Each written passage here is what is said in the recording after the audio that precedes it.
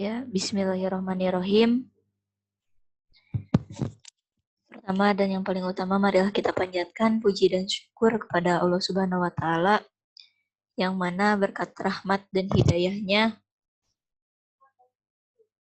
kita semua dapat berkumpul atau dapat mengikuti presentasi kali ini. Salawat dan salam semoga tetap terlimpah curahkan kepada Nabi kita, yakni Nabi Muhammad SAW. Untuk mengefektifkan waktu, perkenalkan kami dari kelompok 2 pembelajaran motorik. Di sini saya Siva Sopiani sebagai moderator dan rekan-rekan saya yaitu Ainur Setiawati, Muhammad Nadif Aroihan, Riyandi Nur Fadilah, Subhi Al-Mubarokah, Taufan Pralamadan, Luffy Renaldi, Raffi Khairil Insan, Tirta Galuh Putra, Ugan Permana, Bayu Novia Hashim, dan Gani Gunawan. Dan mohon maaf sebelumnya dari kelompok kami tidak dapat mengikuti presentasi kali ini dengan lengkap dikarenakan Gilang tidak bisa mengikuti presentasi kali ini dikarenakan ada keperluan yang tidak bisa ditinggalkan. Langsung saja kita masuk ke materi. Materi yang pertama yaitu pertumbuhan fisik adolescensi.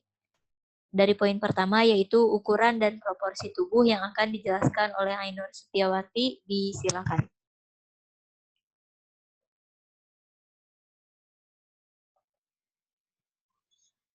Baik, terima kasih kepada Sipa. Di sini saya sedikit akan menjelaskan tentang ukuran dan porsi tubuh. Yang pertama ada pertumbuhan, di mana pertumbuhan cepat pada adolescensi menimbulkan terjadinya perbedaan-perbedaan morfologis, antara lain laki-laki dengan perempuan yang makin jelas. Ciri yang menonjol pada laki-laki adalah lebarnya bahu, lebih cepat dibanding dengan perkembangan pinggulnya. Sebaliknya, terjadi pada anak perempuan yang mengalami perubahan yang cepat pada pelebaran pinggulnya dibanding dengan perkembangan pinggang dan bahu. Selanjutnya ada perubahan fisik selama adolescensi menunjukkan beberapa indikasi dalam komposisi tubuh. Perubahan komposisi tersebut bervariasi pada kegemukan dan kekurusan. Anak laki-laki meningkat ke arah berotot, sedangkan anak perempuan meningkat ke arah bentuk ramping dan gemuk atau makin berlemak.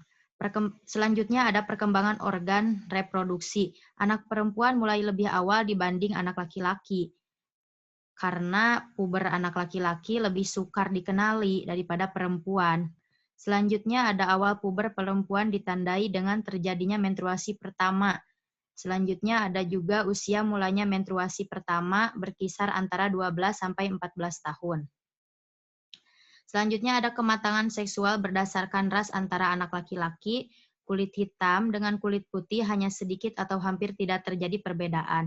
Tetapi pada anak perempuan ternyata terdapat perbedaan. Anak perempuan Meksiko mulai menstruasi pertama pada usia 12 tahun ke atas.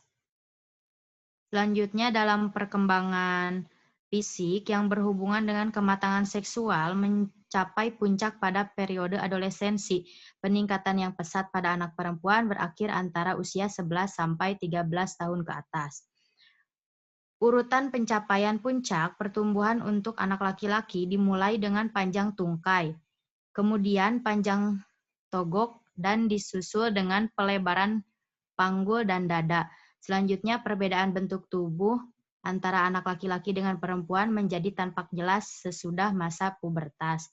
Mungkin cukup sekian yang dapat saya sampaikan. Mohon maaf bila ada kesalahan. Selanjutnya kembali ke moderator. Ya, baik. Terima kasih kepada Ainur Setiawati yang telah menjelaskan materinya. Materi selanjutnya yaitu mengenai pertumbuhan jaringan tubuh. Nah, materi ini merupakan materi yang seharusnya dijelaskan oleh saudara Gilang, tetapi karena tidak ada, jadi diwakilkan saja oleh saya. Untuk pertumbuhan jaringan tubuh ini, erat kaitannya dengan perubahan fisik.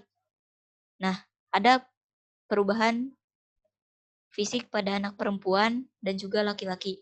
Pubertas anak perempuan biasanya dimulai dari kisaran usia 10 tahun atau 11 tahun. Di sana anak perempuan sudah mulai mengalami pubertas. Nah, ciri-ciri dari pubertas anak perempuan ini bisa ditandai dengan sudah mulainya menstruasi pada anak perempuan, kemudian ada juga perubahan fisik yang memang signifikan, yaitu seperti membesarnya dada gitu. Lalu kemudian ada juga perubahan tubuh yang disebabkan oleh kerja hormon. Lalu dari rambut juga sudah mulai tumbuh di ketiak, rambut pubis juga sudah mulai tumbuh di kemaluannya, kemudian pinggul yang melebar, dan masih banyak lagi perubahan dalam tubuh lainnya. Kemudian untuk pubertas dari anak laki-laki ini sedikit berbeda karena dari anak laki-laki pubertasnya memang cenderung lebih lambat, yaitu biasa dimulai pada usia 12 tahunan. Seperti itu. Untuk tanda dari perubahan fisik dari pubertas anak laki-laki, yaitu tubuhnya itu mulai berotot, kemudian mulai memproduksi sperma, selanjutnya dadanya bidang, kemudian tumbuh jakun, dan lain sebagainya. Mungkin itu saja yang dapat saya sampaikan. Langsung saja ke materi selanjutnya, yaitu perubahan fisiologis yang akan dijelaskan oleh Saudara Bayu. Disilakan. Terima kasih kepada Sipa sebagai moderator. Di sini saya akan menjelaskan tentang perubahan fisiologis adolescensi. Perubahan fisiologis adolescensi ditandai dengan berbagai macam perubahan fisiologis yang berhubungan dengan masa pubertas dan pengaruh terhadap penampilan fisik pada kedua jenis kelamin. Salah satunya perubahan adalah denyut nadi basal yang berangsur menurun secara berangsur-angsur dan sama untuk kedua jenis kelamin sejak lahir. Penurunan denyut nadi pada masa adolescensi pada anak laki-laki lebih cepat dibandingkan dengan anak perempuan sesudah berumur 12 tahun. Dan sampai dewasa denyut nadi waktu istirahat wanita 10% lebih besar daripada seorang pria. Pada orang yang sehat, denyut nadi berhubungan erat dengan temperatur tubuh. Temperatur tubuh anak laki-laki 1,50 F lebih rendah dibandingkan perempuan. Perubahan tekanan darah sistolik pada anak perempuan terjadi lebih awal, tetapi pada anak laki-laki bertambahnya lebih besar. Perubahan tekanan darah diastolik hanya kecil, hampir tidak ada perbedaan yang meyakinkan. Perbedaan tekanan darah sistolik antara anak laki-laki dan perempuan ditandai tingginya tekanan yang dimiliki oleh laki-laki. Hal ini kemungkinan disebabkan oleh volume pompa jantung dan volume darah yang lebih besar. Volume darah yang lebih besar pada anak laki-laki pada masa adolescensi ditandai dengan bertambah besarnya sel darah merah. Selama adolescensi terjadi peningkatan yang besar dalam hal volume pernapasan, kapasitas vital, dan kapasitas pernapasan maksimum untuk anak laki-laki. Tetapi sangat kecil untuk anak perempuan. Peningkatan yang terjadi pada anak laki-laki sejalan dengan peningkatan ukuran badannya. Mungkin cukup sekian dari saya kembalikan kepada moderator.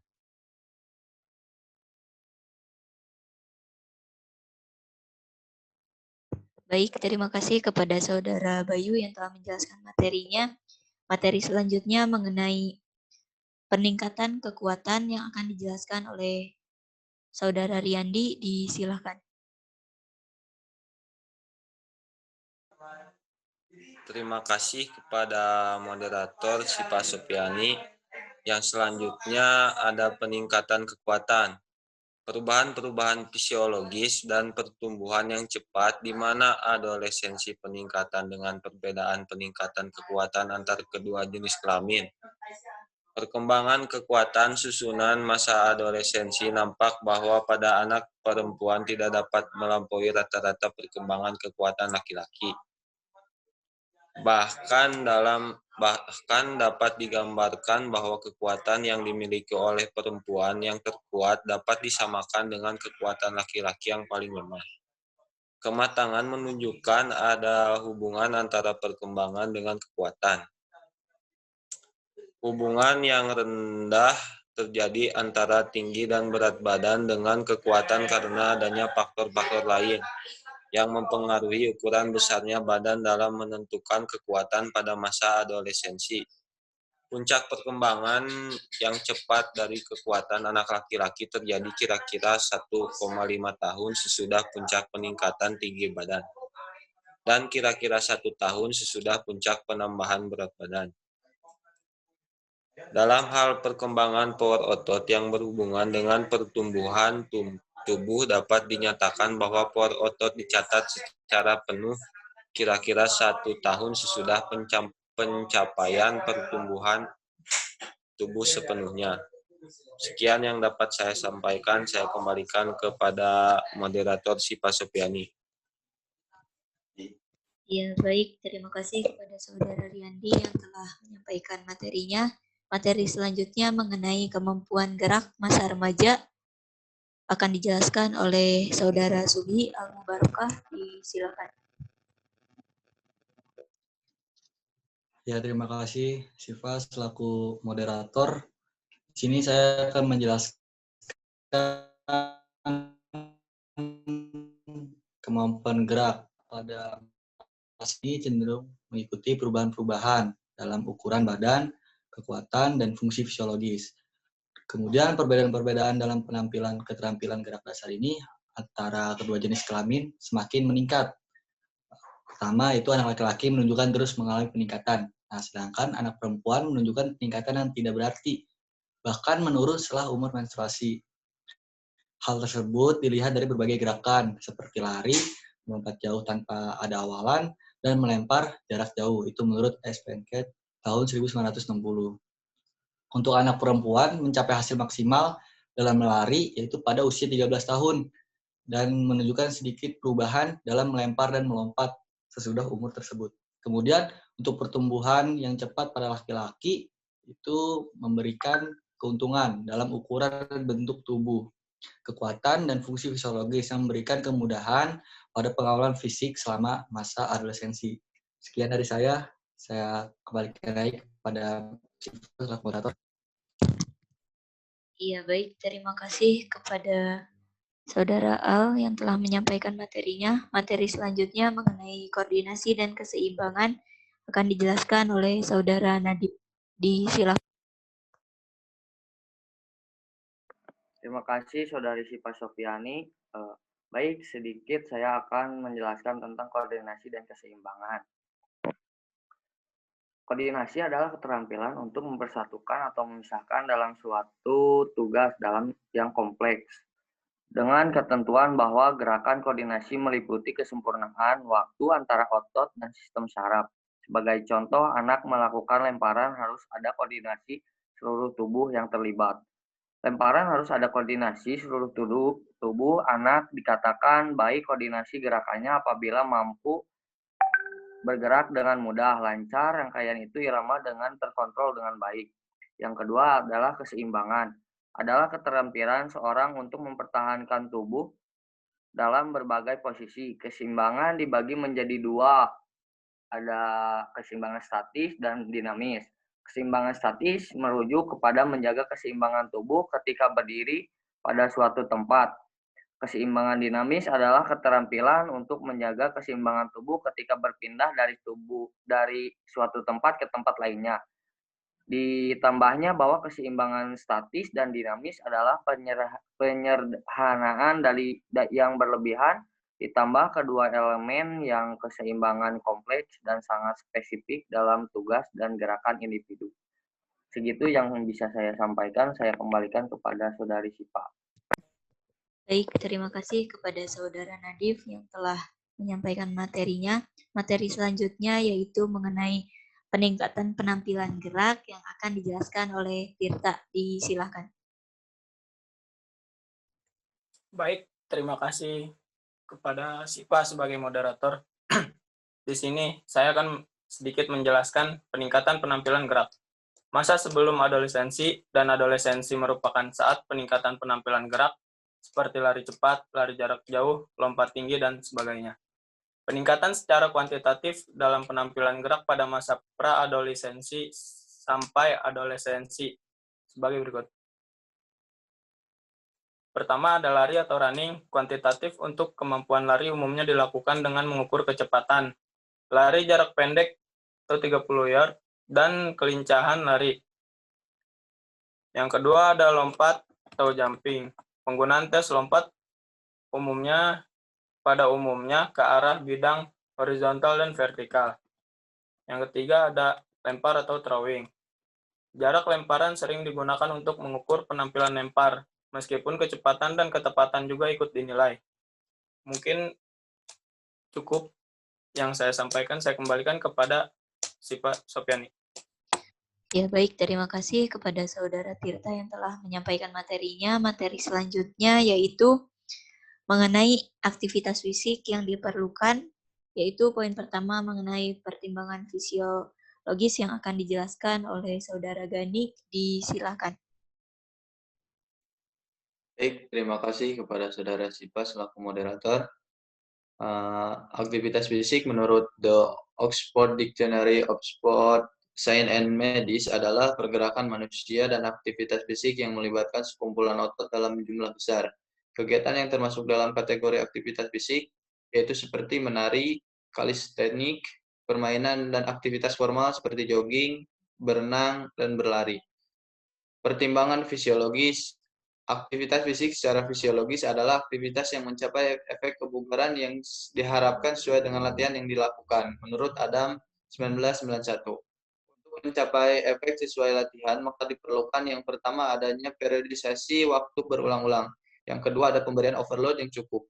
Aktivitas fisik mempengaruhi yang pertama jaringan tubuh oleh karena perubahan biokimiawi. Yang kedua ada organ, terutama yang terlibat dalam pengangkutan oksigen atau O2 dalam tubuh yaitu jantung, paru, dan pembuluh darah. Yang ketiga ada komposisi tubuh, tingkat kolesterol, tekanan darah, dan suhu tubuh. Aktivitas fisik yang bertujuan untuk meningkatkan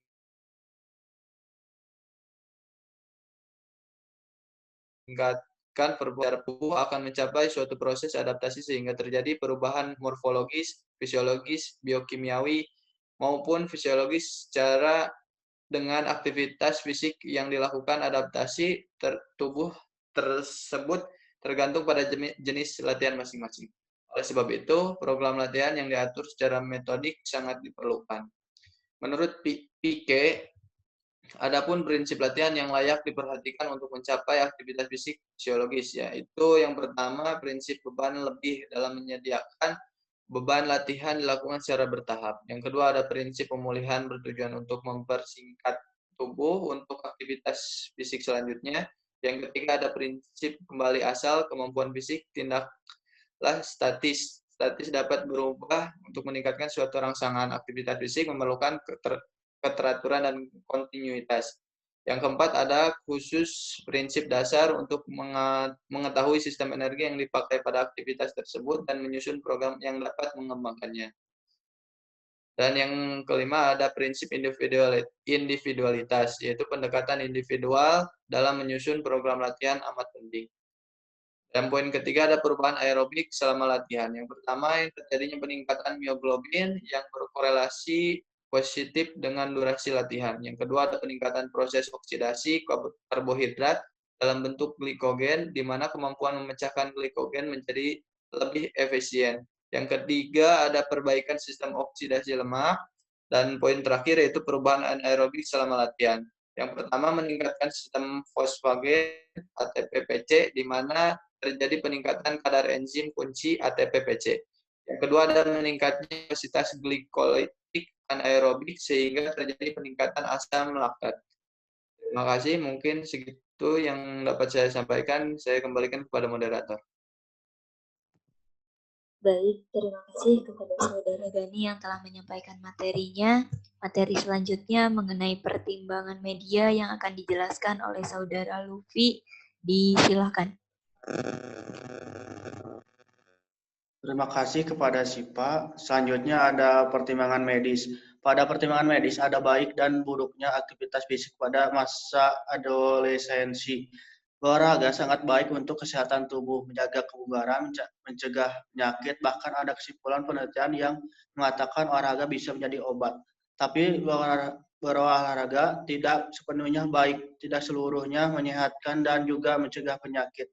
Ada pula berolahraga yang memiliki dampak buruk, menimbulkan penyakit, dan bahkan hingga kematian. Bukan olahraga sebagai kata kerja yang salah, tapi cara seseorang berolahraga yang keliru sehingga menjadi sia-sia atau malah menghasilkan dampak buruk bagi kesehatan.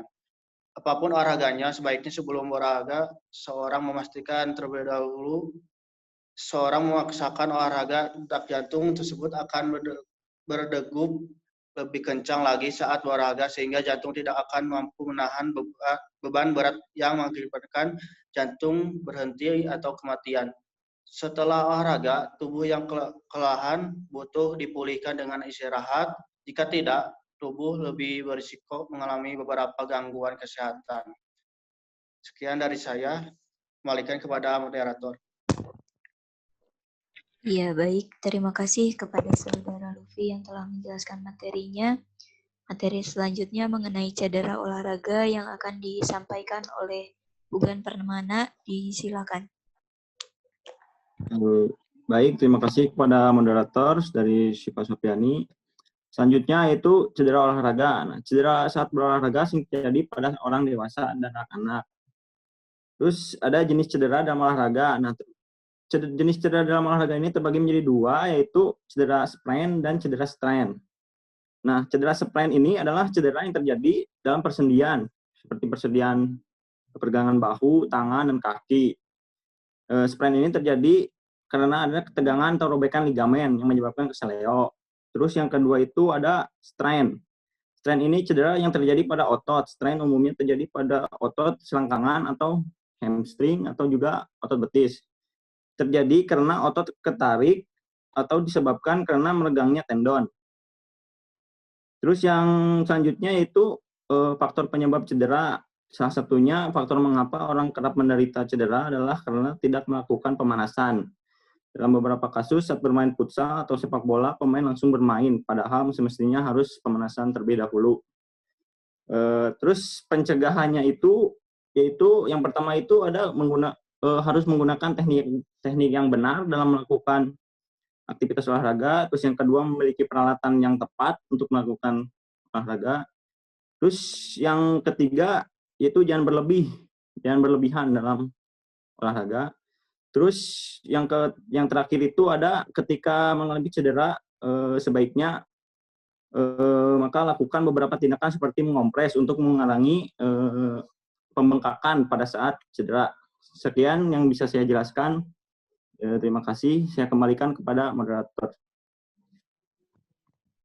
Baik, terima kasih kepada Saudara Ugan yang telah menyampaikan materinya. Materi selanjutnya mengenai jenis kelamin dan kematangan bertanding yang akan dijelaskan oleh Saudara Taufan. Kepadanya disilakan. Baik, terima kasih kepada Saudara Sipa. Untuk jenis kelamin dan kematangan bertanding bagi cabang olahraga. Yang pertama itu jenis kelamin. Terdapat perbedaan jelas dalam aspek anatomi antara wanita dan pria, tetapi kurang jelas dalam aspek fisiologi. Perbedaan anatomi ini menyebabkan pria lebih mampu melakukan kegiatan jasmani dan olahraga yang memerlukan kekuatan dan dimensi lain yang lebih besar. Tetapi banyak dari perbedaan ini dapat diubah oleh latihan jasmani sehingga parameter fisiologi wanita yang terlatih dapat melampaui parameter pria yang kurang terlatih. Bagian besar dari perbedaan antar jenis kelamin ini tidak relevan dalam olahraga. Oleh karena dalam olahraga, wanita biasanya bertanding di antara sesama wanita. Selanjutnya yaitu kematangan emosi. Emosi adalah suatu reaksi kognitif dan reaksi tubuh terhadap situasi tertentu. Seorang atlet yang ingin mencapai prestasi puncak harus didukung oleh tingkat kematangan emosi yang tinggi. Pengendalian emosi merupakan kunci pengendalian diri dalam menghadapi situasi kompetisi yang sangat menekan. Jika seorang atlet tidak memiliki tingkat kematangan emosi yang tinggi, maka dapat diduga bahwa ia tidak akan mampu berpikir cepat dan jernih untuk mengambil keputusan dan tindakan yang tepat dalam situasi pertandingan yang ketat. Cukup sekian yang bisa saya sampaikan. Saya kembalikan ke moderator. Baik, terima kasih kepada Saudara Taufan yang telah menyampaikan materinya. Materi selanjutnya mengenai aktivitas yang diperlukan pada masa adolescensi yang akan dijelaskan oleh Saudara Raffi. Disilahkan. Baik, terima kasih kepada moderator yang telah memberikan waktunya. Jadi di aktivitas fisik yang diperlukan yaitu aktivitas fisik adalah kegiatan yang membutuhkan energi untuk menggerakkan tubuh dan otot-otot kerangka. Aktivitas fisik tidak sama dengan berolahraga. Kalau olahraga adalah kegiatan yang terencana dan terstruktur. Terus kalau aktivitas fisik yaitu bisa berupa kegiatan apapun seperti berjalan kaki atau bermain, membantu orang tua bersih-bersih, ya seperti jadi anak dan remaja yang berusia 5-17 tahun membutuhkan fisik sebagai berikut. Ada setidaknya 60 menit aktivitas fisik dengan intensitas sedang hingga cukup berat setiap hari. Terus yang kedua, aktivitas fisik lebih dari 60 menit bisa memberikan manfaat tambahan bagi kesehatan.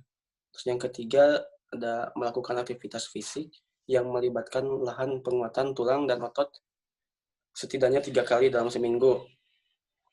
Terus selain aktivitas fisik, orang tua harus bisa mendorong aktivitas fisik anak atau remaja sebagai berikut. Harus bisa menjadi teladan bagi anak. Contohnya kita seperti mencuci motor atau kendaraan sendiri daripada minta bantuan asisten rumah tangga atau membawa kendaraan ke tempat pencucian. Terus yang kedua ada misalnya merencanakan akhir pekan keluar rumah, yaitu seperti berjalan-jalan, bersepeda, atau jalan-jalan ke kebun binatang, seperti itu. Terus yang ketiga ada memilih aktivitas fisik yang disukai anak atau remaja. Jadi pilih yang sekiranya disukai pada anak-anak, yang contohnya seperti olahraga bulu tangkis atau main bola atau basket, ya contohnya seperti itu. Mungkin cukup sekian materi yang bisa saya sampaikan. Terima kasih. Ya, baik. Terima kasih kepada Saudara Raffi yang telah menyampaikan materinya. Alhamdulillah semua materi sudah tersampaikan. Terima kasih kepada rekan-rekan semua yang telah menyampaikan materinya. Mungkin langsung kita tutup saja. Alhamdulillahirabbil alamin. Wabillahi taufiq wal hidayah. Wassalamualaikum warahmatullahi wabarakatuh.